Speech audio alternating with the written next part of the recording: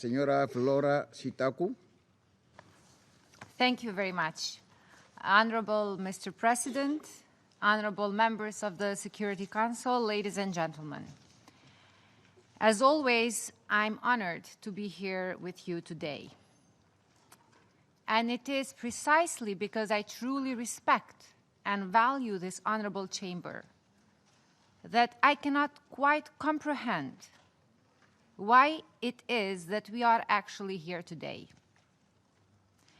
Kosovo is certainly not a novelty topic for the chamber. For many people around the world, it was the war of the late 90s that put Kosovo on the map. However, the war itself was not an isolated formative experience for my people. This war was predicated by years of oppression, segregation, and exploitation. Years when we were denied our most fundamental rights.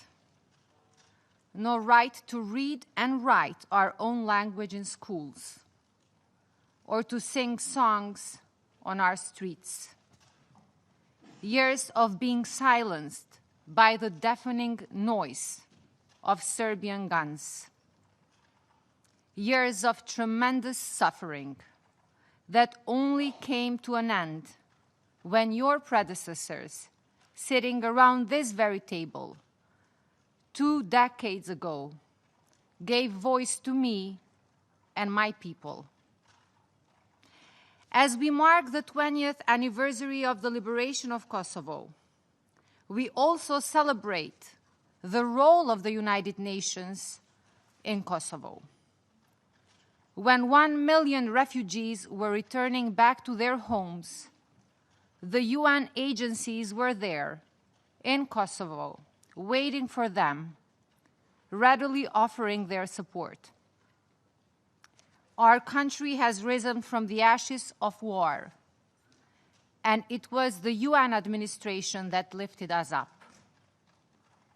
Throughout the many years of UN administration in Kosovo, this chamber has provided guidance and facilitated a healthy debate about Kosovo and its future.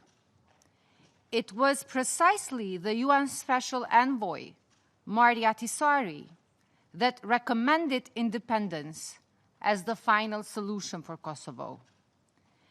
And it was upon Serbia's request that the International Court of Justice ruled clearly, without any ambiguity, that Kosovo was within its rights when it declared independence, and that it did not break nor violate any international law.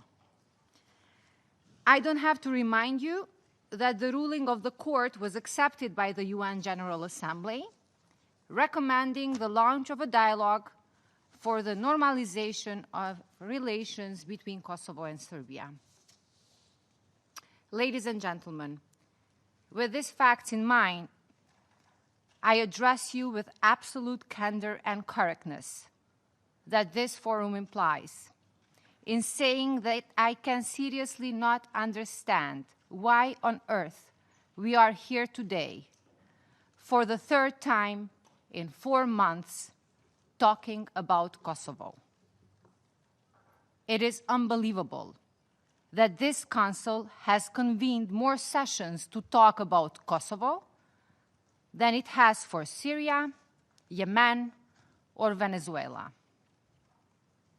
There are real problems out there, real challenges that require your valuable time and attention, real people who need your help, as we in Kosovo once did.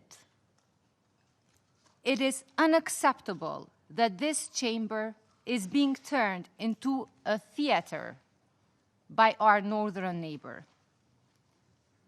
That this esteemed forum became a stage for Serbia to tell its fairy tales to the world, fictional stories that they don't even believe for themselves. It is shameful yet again that this chamber is being misused purely for domestic consumption. UNMIK has no role in Kosovo and has no mandate to exercise. These sessions have lost their purpose. In fact, the charade that is being put on here is yet more proof that Serbia is not genuine in its articulated intent to engage in dialogue with Kosovo about the normalization of relations between our two countries. The dialogue between Kosovo and Serbia was not, is not, and will never be about Kosovo's right to exist as a free nation under the sun. Let us not distort the facts here. 11 years ago, this month, a new young republic was born in Europe. And Kosovo will not, never, not today, not tomorrow, we will never negotiate our statehood and our independence. We want and we are prepared to talk about building constructive relations as neighbors, as equals. However, this is exactly where the problem lies. Serbia is inherently opposed to the idea that Kosovo is its equal. That is why they create unnecessary drama everywhere they can about anything that makes them view us as their equals. It is persuasive. We see it everywhere. We see it in sports and arts and politics. There is a stubborn refusal to accept us as their peers. But frankly speaking, that is Serbia's problem. What I cannot understand is why we have to meet here so often and entertain their ideas about a parallel universe that they choose to live in. It is on you, members of this important chamber and council, to stop enabling this parody. Always, every single day, Serbia continues to create artificial drama in order to avoid accepting reality. We have gotten rather used to it. It's hard for them to surprise us with their absurdity anymore. However, if they think that they can condition the dialogue with us giving up on our right to exist as a sovereign state, they are in for a fast approaching awakening. We are not going to freeze our existence until Serbia has an epiphany and decides it is time to accept Kosovo as an equal. First, less than 2 months ago, we were summoned here for an extraordinary session to urgently address the most natural and ordinary decision that our institutions undertook when we established our army. The decision to establish the army was legal, constitutional, and prudent obligation to create the requisite security mechanisms that will enable Kosovo to contribute and be part of the regional and Euro-Atlantic security alliances. Furthermore, it is a decision which demonstrates the maturity of Kosovo as a state. It is a paradigm shift of no small proportions for us to transform from consumers to contributors of security. Now, they are conditioning the continuation of the dialogue with the removal of tariffs. Honorable members of the Chamber, the decision of our government to impose tariffs on Serbian goods was not a decision we took lightly. However, the question at hand should be why that decision was made in the first place. The tariffs were a direct response to the aggressive and brutal campaign of the Serbian government against Kosovo. One cannot use one hand to fight our existence with everything they have at their disposal and extend the other one with the pretense of being earnest about normalizing relations with Kosovo. In addition, political arguments aside, the decision was based on economic factors as well. No product that is labeled made in Kosovo can pass the Serbian border. None whatsoever. Why should Kosovo extend Serbia a courtesy that they do not reciprocate? Ladies and gentlemen, the tariffs are not the problem. The tariffs are merely an excuse to refuse to come and sit with us at the table in Brussels. At the end of the day, the real economic effect of the tariffs is minimal on Serbia. Serbia exports weapons all around the world, even to the countries that are under EU and US embargo, and they sell cookies to Kosovo. Only 3% of Serbia's exports are to Kosovo. There is no humanitarian crisis of any kind in Kosovo. Please come and visit Kosovo yourselves, and you will witness reality with your own eyes. The bottom line is, Serbia will use any excuse that they can find to make up more, and they will make up more if there isn't any, only to delay the inevitable, the recognition of Kosovo as a free and independent state.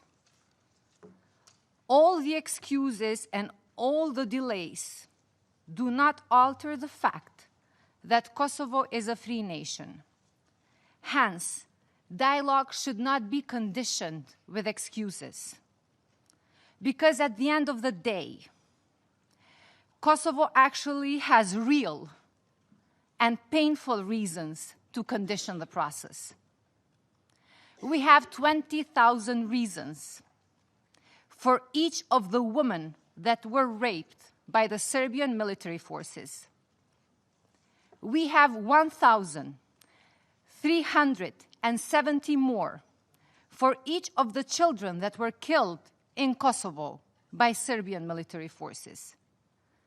We have 1,600 reasons for each and every one of the people who are still missing today. Yet, Kosovo has never conditioned the dialogue process. Because for us, building a prosperous Kosovo at peace with its neighbors is the best way to honor the sacrifices that were made. And though our scars may never fully heal, we will not be hostages of our own pain. We heard even today attempts to rewrite history. We heard no remorse for crimes that were committed from Srebrenica to Račak and Izbica.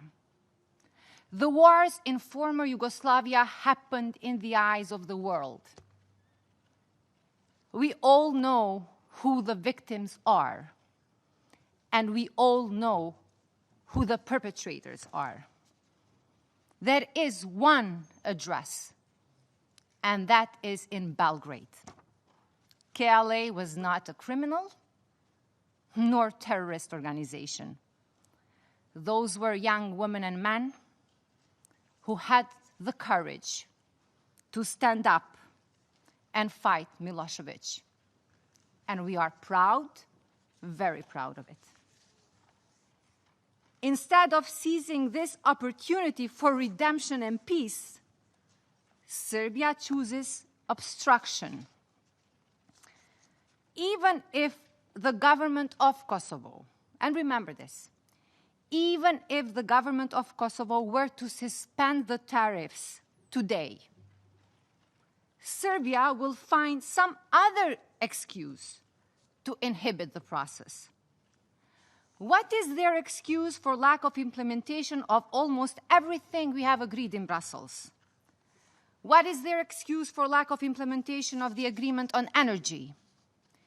What about the agreement for the recognition of diplomas? What is their excuse? None. The truth is, ladies and gentlemen, that until the day that Serbia recognizes Kosovo as its equal, our part of the world will sadly keep producing endless and pointless drama and conflict. The most recent one was the reaction of Belgrade about our legitimate constitutional decision about the Trepča mines. Belgrade's reaction to this decision revealed in the most blatant and brutal form the true neo-colonial attitude that Serbia harbors vis-à-vis Kosovo. Kosovo will not negotiate with Belgrade about Trepča or any other of our resources. They are in Kosovo, they belong to the people of Kosovo. The times when decisions about our resources were made in Belgrade ended long time ago. Serbia needs to want peace. They need to want an agreement. If they truly do, then they need to act on it. Our Serbian citizens in Kosovo are the ones that are suffering the most this situation. And make no mistake, there is only one government that exercises pressure on them. That is the one sitting in Belgrade, not the one sitting in Pristina. Any member of the Kosovo-Serbian community who dares to think differently or independently of the government in Belgrade is subject to systematic intimidation. From hand grenades thrown at their homes, at the homes of the Serbian members of Kosovo security forces, to the detention of Serbian MPs who dare to challenge government in Belgrade, Serbia has left no stone unturned in its attempts to obstruct the integration of the Serbian community in Kosovo. Belgrade does not view them as people who need their support. Belgrade views and uses Serbs in Kosovo as an instrument for their destabilizing foreign policy. And we have seen similar scenarios in Bosnia as well. Just the last session that we gathered here, we all demanded progress in the investigation of the assassination of Oliver Ivanović. The Kosovo police and other law enforcement mechanisms worked hard to bring the perpetrators of this crime to justice. And let me tell you, that's the Rosu attack that my colleague from Serbia was referring to. Arrests were made, but lo and behold the irony. The main suspect is in hiding in Serbia, and Serbia is refusing to hand him over to Kosovar authorities. I will refrain from commenting any further on this matter and allow you to make up your own minds as to what this means. Ladies and gentlemen, as we prepare to commemorate 20th anniversary of the liberation of Kosovo, I cannot help but reflect on the future. Regardless of the roadblocks and despite all the obstacles we face, we remain determined to do all that is in our power to achieve and cherish a stable and a lasting peace. For the sake of our children, our athletes, our artists, our scientists, who are undaunted by the temporary constraints of our current circumstances. They transcend the borders of prejudice, and they scale the walls of politics to raise our flag all around the world. For the sake of our brave women who challenge the status quo to transform social norms and break glass ceilings. For the sake of the fallen who have made the ultimate sacrifice, we continue to strive for a better tomorrow. And even though we still have a long way to go, I am just as hopeful for our young republic today as I was on June 12th, 1999, when Kosovo was liberated from Serbia. Dear members of the Council, it is time for Serbia to liberate itself from Kosovo now, for the sake of peace and stability in the region. We all must show courage and end this conflict. Kosovo is ready. Thank you very much. Doy las gracias a la